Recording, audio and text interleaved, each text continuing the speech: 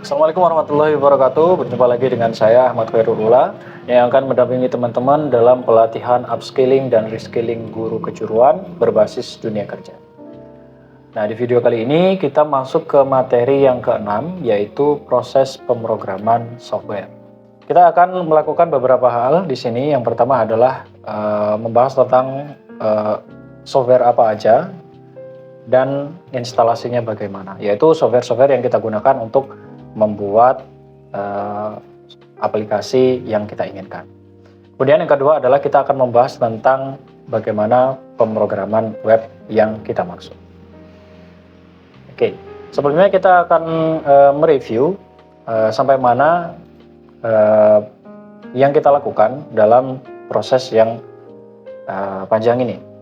Kita akan melihat lagi di step implementasi dan uji coba. Jadi kita sudah melakukan beberapa step sebelumnya ya, seperti penentuan ide dan goals, kemudian perencanaan dan desain sistem, dan kita masuk ke step yang terakhir yaitu implementasi dan uji coba. Nah, di dalam implementasi dan uji coba ini kita juga sudah melakukan cetak PCB yang sudah dilakukan pendesainan di proses sebelumnya. Setelah itu kita juga sudah assembly komponen-komponennya. Jadi komponen-komponen yang dibutuhkan sudah kita pasang ke PCB-nya yang jadi dan sudah kita solder, sekaligus kita uji. Kemudian setelahnya kita juga masuk ke proses pemrograman dan uji coba. Di sini terbagi dua, yaitu pemrograman hardware dan software. Untuk hardware kita kemarin sudah melakukan pemrograman mulai dari membaca data suhu dan kelembaban udara oleh DHT11, kemudian kita juga sudah membaca sensor kadar air oleh sensor soil moisture, kemudian ditampilkan datanya dalam LCD, juga sudah mengontrol relay untuk penyiraman dan mistingnya. Juga sudah melakukan komunikasi dengan broker, yaitu mengirim data yang dibaca oleh sensor ke brokernya. Oke. Kemudian kita akan melanjutkan di sini yaitu pemrograman software. Nah, kita akan membuat sebuah aplikasi berbasis web yang terkonek juga dengan broker, yaitu ketika broker mendapatkan data dari hardware, maka broker ini akan mengirim ke software kita atau aplikasi web kita. Kemudian data yang diterima akan kita visualisasikan ke dalam bentuk grafik, sekaligus nanti di dalam web ini juga terdapat tombol-tombol yang digunakan untuk mengendalikan penyiraman dan misting yang ada di hardware. Oke, kita akan lanjut ke aplikasi apa saja yang kita butuhkan untuk membuat web. Yang pertama adalah SAM. SAM adalah software untuk menyediakan lingkungan development lokal atau server lokal. Nah, salah satu kelebihan yang lain adalah SAM ini juga sudah mendukung bahasa PHP dan Perl, yaitu bahasa yang biasa digunakan developer web pemula untuk membangun web pertama. Jadi bahasa PHP ini itu adalah bahasa yang biasanya dipelajari pertama kali oleh developer yang baru mulai membangun web. Jadi untuk teman-teman yang baru ingin mulai membuat web, sangat dianjurkan untuk menginstal SAM. Nah, bagaimana cara mendapatkannya? Teman-teman bisa langsung buka ke browser dan bisa search di sana dengan keyword SAM download. Kemudian klik link teratas yang muncul atau di situs resminya. Nah, di sana tinggal teman-teman cari link downloadnya. Ingat, sesuaikan dengan OS teman-teman masing-masing ya. Kalau misalkan teman-teman OS-nya itu adalah Windows, silahkan pilih download yang versi Windows. Kalau misalkan teman-teman pakai Linux, maka silahkan download yang versi Linux. Gitu. Jadi di instalasi ini cukup mudah, tidak ada setting-setting yang terlalu ribet, tinggal selesaikan saja dan tunggu sampai selesai proses instalasinya. Selanjutnya ada Sublime Text 3, yaitu sebuah software text editor, sebuah text editor yang ringan dan cepat. Nah, text editor ini sangat umum ya digunakan oleh developer web ya. Jadi memiliki beberapa keunggulan, yaitu interface-nya atau tampilannya itu tidak terlalu ribet. yang mana simple, jadi tidak membingungkan bagi developer pemula.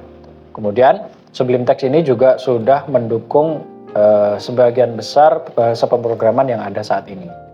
Jadi mulai dari Python, kemudian JavaScript, CSS, PHP, dan seterusnya sudah tersupport oleh Sublime Text ini. Untuk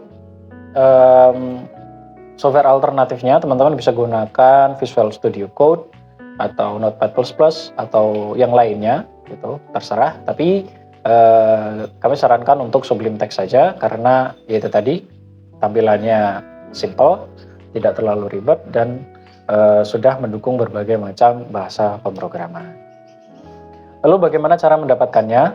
Jadi teman-teman kembali ke browser lagi, silahkan search Sublime Text 3 download, kemudian pilih link yang teratas atau masuk ke website resminya.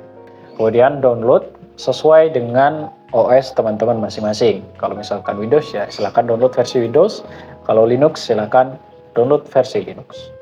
Jangan lupa mendownload versi fullnya, jangan yang versi portable. Setelah terdownload, file executable-nya silahkan dibuka dan ikuti langkah-langkah instalasinya. Cukup mudah, tidak terlalu rumit, dan tunggu instalasi hingga selesai. Oke, selanjutnya kita akan melakukan pemrograman. Jadi teman-teman bisa langsung download filenya, bisa dengan melakukan scan di QR code yang ada di layar, atau bisa lihat di link yang ada di deskripsi. Jadi silahkan teman-teman download, hanya ada satu file yang bernama index.php. Oke, untuk memulainya, setelah di-download, teman-teman copy filenya, kemudian teman-teman buka file Explorer, kemudian buka di local disk C, kemudian cari folder SAM, kemudian buka, kemudian masuk ke folder htdocs. Oke, kemudian buka. Oke, kemudian teman-teman bisa melakukan penambahan folder baru. Ya, penambahan folder baru, terserah penamaannya apa, tetapi teman-teman harus mengingat nama tersebut ya. Misalkan saya tulis web mqtt. Oke, di sini terus kita buka, lalu kita paste atau salin di sini ya. Oke, kita salin di situ.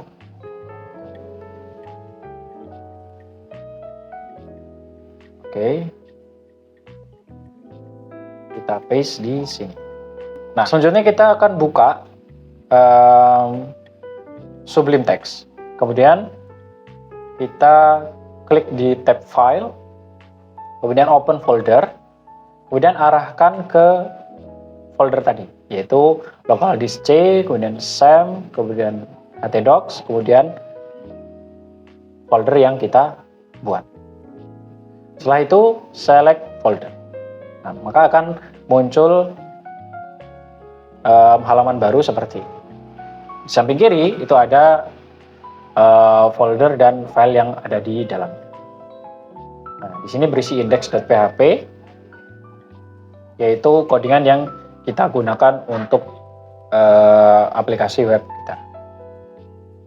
Nah, untuk melihat bagaimana hasilnya, teman-teman bisa buka SAM-nya gitu.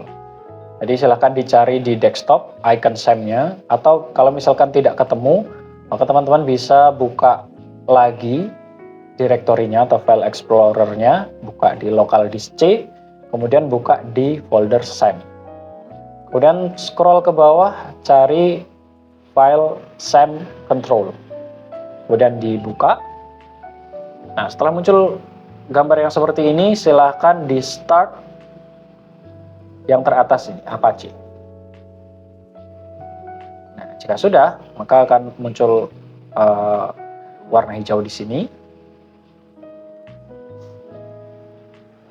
Nah, bagi teman-teman yang ingin menggunakan database, bisa dilakukan start juga di bagian MySQL ini. Tapi untuk kali ini karena kita tidak menggunakan database, maka cukup Apache saja, yaitu untuk menyalakan server lokalnya saja. Setelah itu bisa di minimize, oke. Kemudian kita bisa langsung buka browser kita buka tab baru, kemudian kita tulis localhost, kemudian garis miring nama folder yang kita buat tadi. Kita tadi buat web mqtt, kemudian kita enter, maka akan muncul tampilan web yang kita gunakan. Nah, bagi teman-teman yang salah atau error, maka silahkan dicek di SAM-nya masing-masing apakah proses start servernya tadi sudah benar atau misalkan masih ada error. Kalau misalkan tidak ada error dan ternyata tidak bisa, silahkan cek lagi nama foldernya, itu harus sama. Kalau misalkan tidak sama, maka tidak bisa dibuka. Oke, jadi di sini saya jelaskan dulu tampilannya ya. Jadi ada 3 kotak, kita sebutnya card saja ya. Ini ada 3 card yang tulisannya, yang judulnya kontrol penyiram, kemudian card yang ada tulisannya control misting, kemudian ada card yang tulisannya grafik data. Jadi kita memiliki 3 objek ini. Nah, masing-masing itu memiliki isi. Kalau kontrol penyiraman dan kontrol misting itu ada 2 tombol on dan off-nya. Gitu. Nah, fungsinya adalah tombol on ini untuk menyalakan relay-nya. Kalau di penyiram ya kita akan menyalakan penyiramnya. Kalau kita off, kita akan mematikan penyiramnya. Begitu juga yang misting.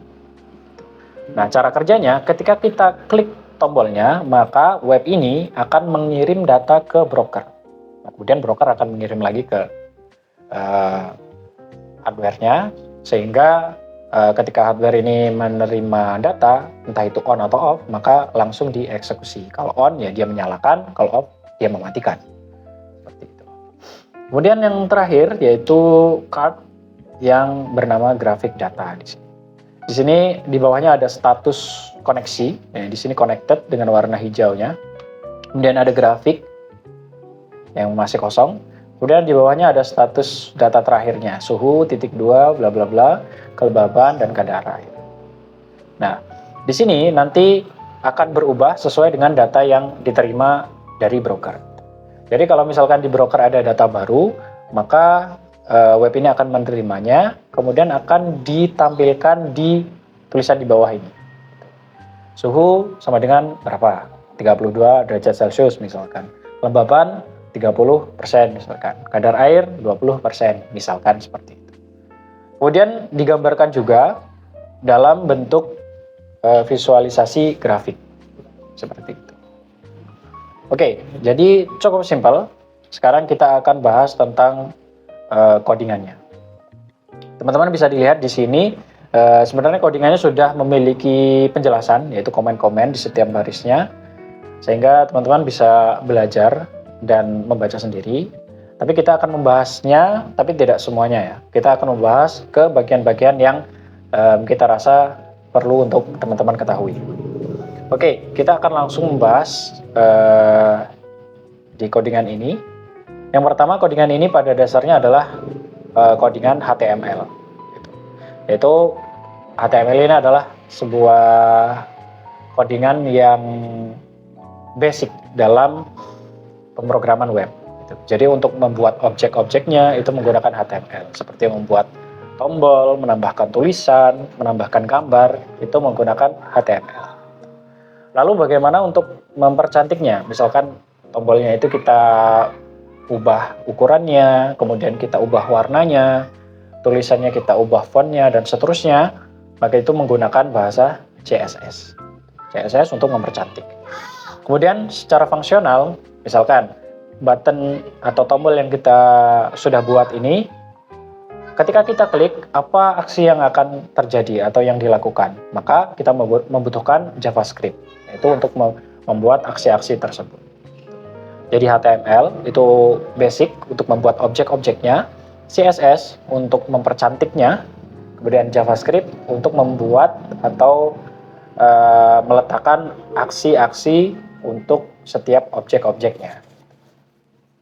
Oke ya, kurang lebih seperti itu. Nah, pada dasarnya seluruh codingan di file index ini itu adalah file HTML. Nah, file-file untuk bahasa lain itu bersifat sisipan gitu, yaitu dimasukkan di tengah-tengah codingan HTML ini. Oke. Kita akan masuk ke baris yang ke-13. Di sana ada atribut link yang memanggil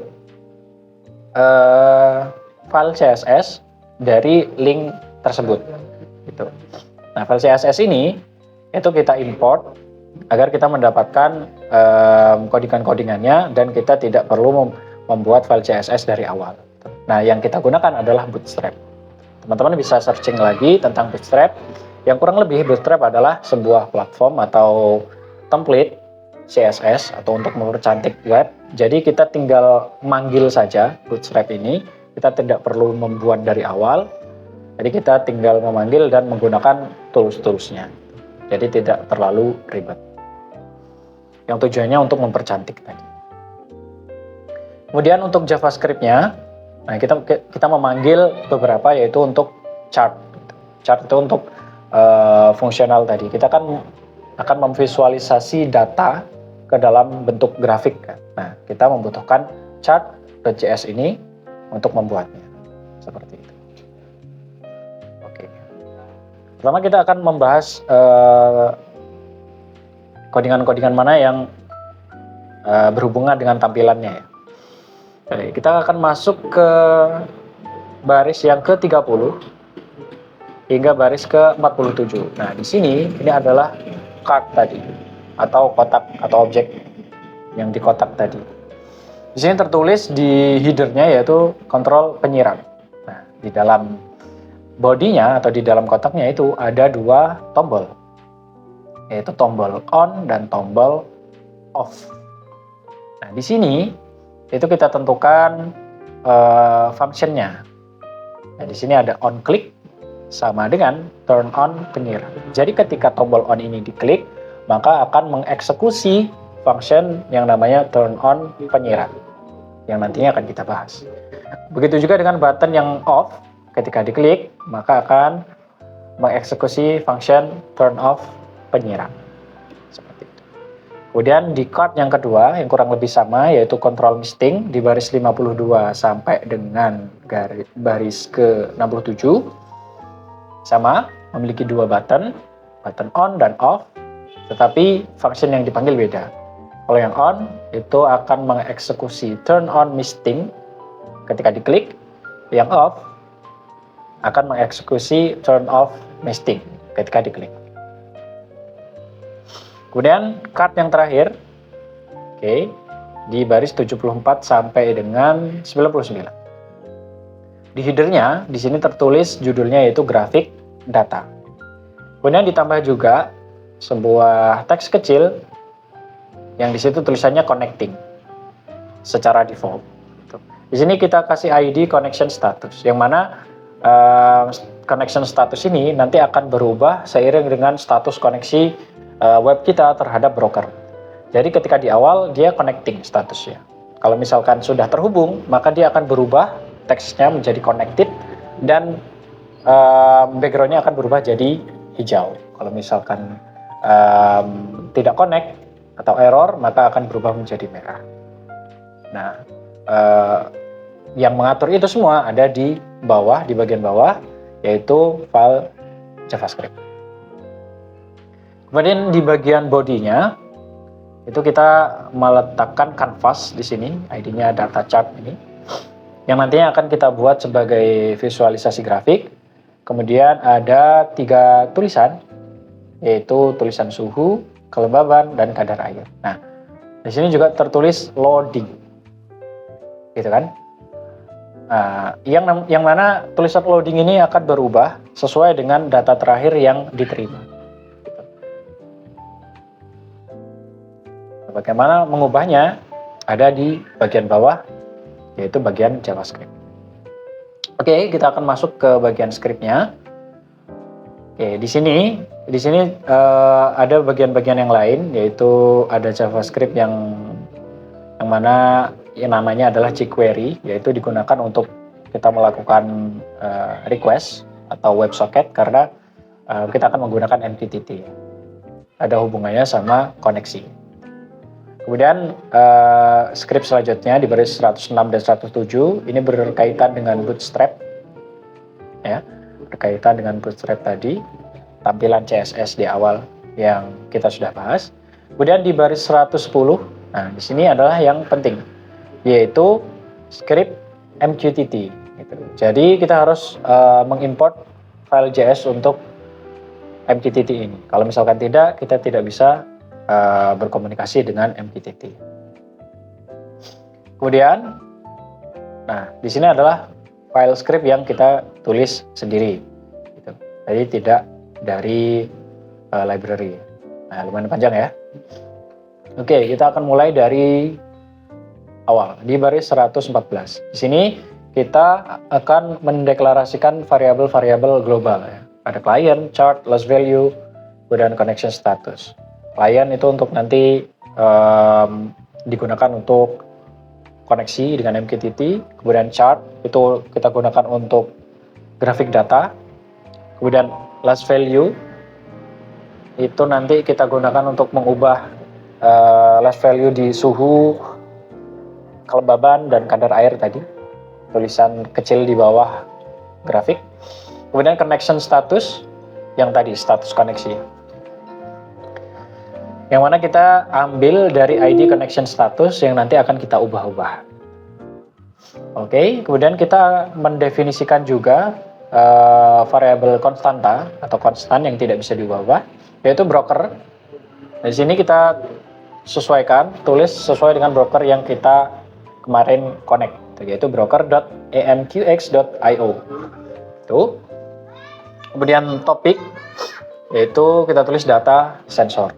Gitu. Sesuai dengan topik yang kita gunakan untuk mengirim data sensor.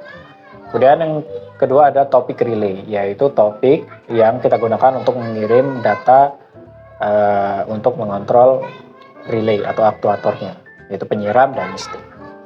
Kemudian di bawahnya ada function MQTT di baris 125 sampai baris 209. Oke, lumayan panjang ya. Jadi di connect MQTT ini kita akan membuat variabel ID yang mana di situ kita ambil secara random. ID ini digunakan untuk koneksi ke broker. Kemudian ada variabel host, yaitu menentukan URL untuk broker MQTT-nya. Gitu. Kita mengambil nama brokernya tadi, kemudian dikasih WS dan kita tambahkan portnya yaitu 8084. Kemudian kita buat variabel option. Nah, di sini ini kita tuliskan parameter-parameter yang kita gunakan, mulai dari client ID-nya tadi, kemudian ada protokol ID, protokol version, kemudian reconnect period. Reconnect period itu untuk berapa waktu yang digunakan untuk melakukan reconnect lagi, yaitu 1 detik.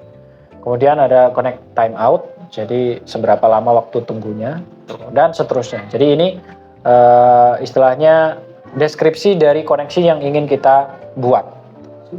Kemudian kita console log, di sini ya hanya memprint saja. Kemudian ada client sama dengan mqtt.connect. Nah, disinilah saat ketika kita menghubungkan web ini ke broker MQTT-nya. Gitu. Jadi mqtt.connect host, option. Kita connect ke hostnya dengan optionnya seperti ini. Kemudian kita kan sedang melakukan koneksi kan, connecting.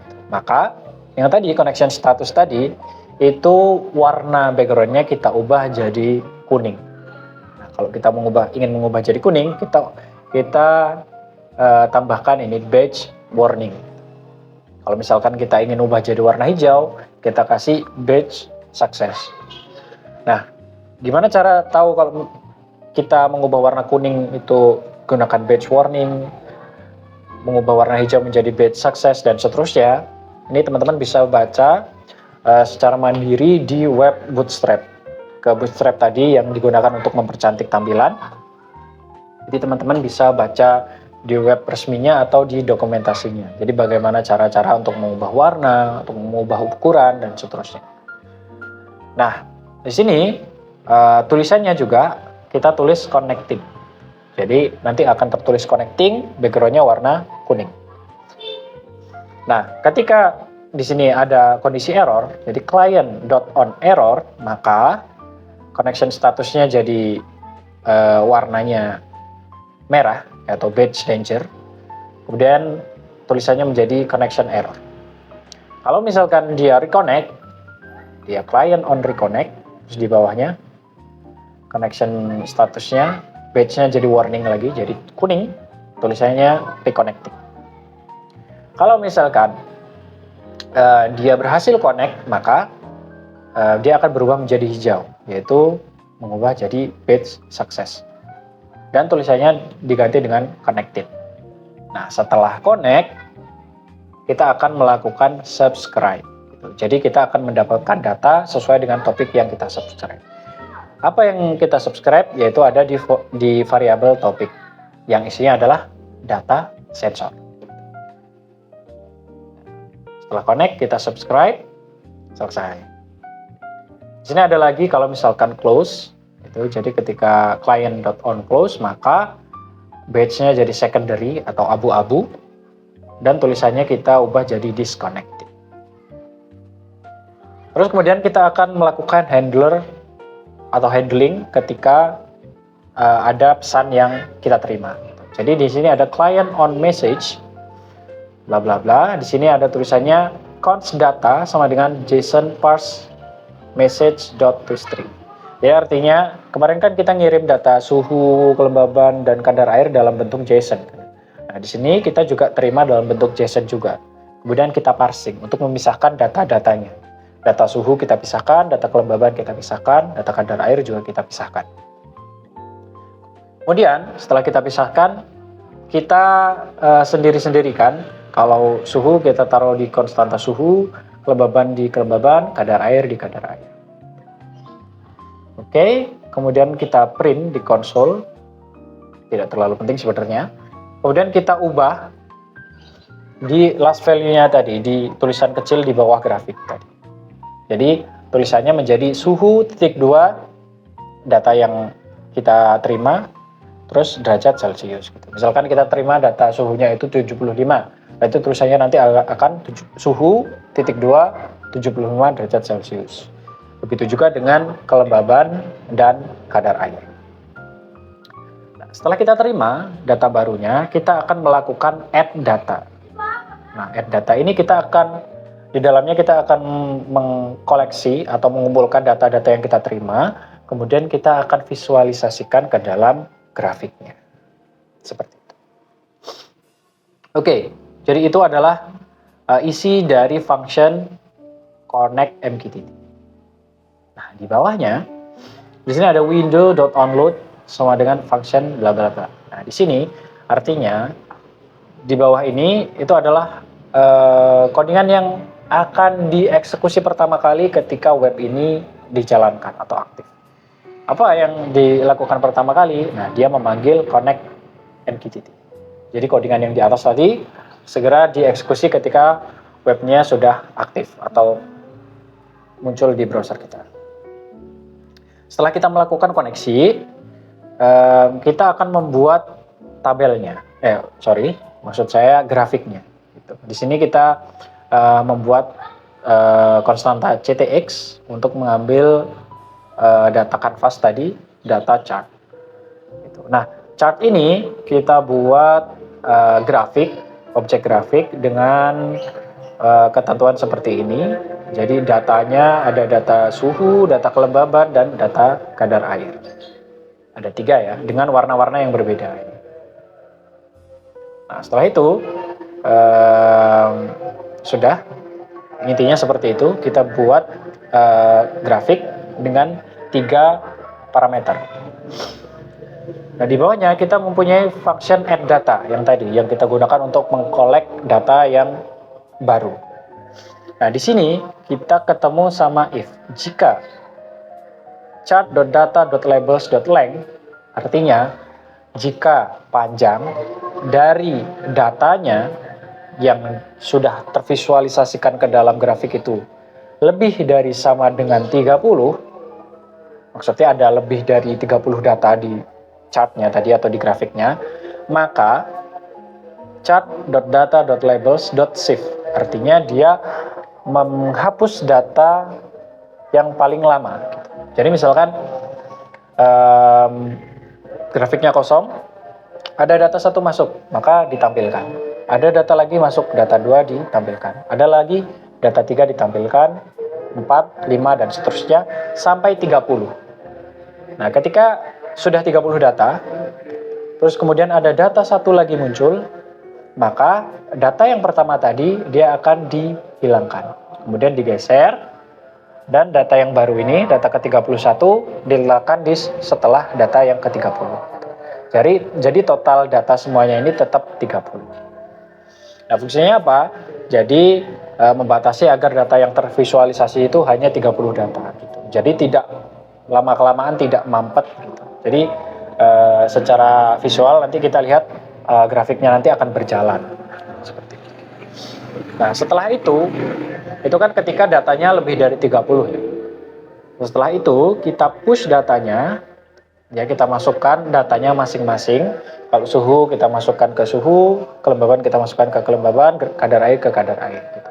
Kemudian kita update, chart.update, kita perbarui tampilan sehingga grafiknya berubah. Kemudian kita akan masuk function-function tadi yang kita panggil ketika tombolnya kita klik gitu. Di sini kita punya turn on penyiram. Jadi kita punya function yang akan jalan ketika tombol on penyiram ditekan. Apa yang terjadi? Nah, kita akan melakukan publish atau pengiriman data ke topik relay. Apa isinya? Data relay. Apa yang dikirim? Yaitu tulisan penyiram on. Sudah, itu saja. Jadi ketika tombol on diklik, maka akan mengirim teks penyiram on. Data penyiram on ini akan diterima